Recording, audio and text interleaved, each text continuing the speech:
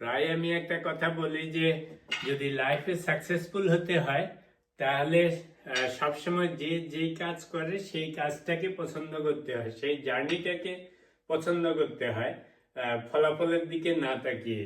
এর কারণ হচ্ছে if you like the journey you will achieve the goal. তো এখন সেই গোল অ্যাচিভের জন্য একটা বড় জিনিস হচ্ছে যে ফোকাস করা। আমাদের লাইফে অনেক যে সবসময় ডিস্ট্রাকশন আসতে থাকে, একই সময় আমরা নানা রকমের জিনিসের প্রতি আমাদের মনোযোগ যায়। আজকে মনে হয় এটা করি, কালকে মনে হয় ওটা করি, এটা করলে শর্টকাটে বড়লোক হওয়া যাবে, ওটা করলে শর্টকাটে বড় মানুষ হওয়া যাবে। তো এই সমস্ত ডিস্ট্রাকশন নয়েজের কারণে আমাদের ফোকাস কনসেন্ট্রেশন থাকে না। আসলে লাইফে বড় হতে গেলে আপনি যে কোনো কাজ করেন সেটা আপনাকে ফোকাসড হইতে হবে, কমপ্লিটলি ফোকাসড হইতে হবে। এবং সেটা যদি আপনি ফোকাসড হন তখন আপনি ডিসিপ্লিনড হবেন। ডিসিপ্লিনড হইলে আপনি সবসময় সেই কাজটা মনোযোগ দিয়ে করবেন, কোনো ডিস্ট্রাকশনে মন দিবেন না। এটা একটা রিচুয়ালে হয়ে পরিণত হয়ে যায়।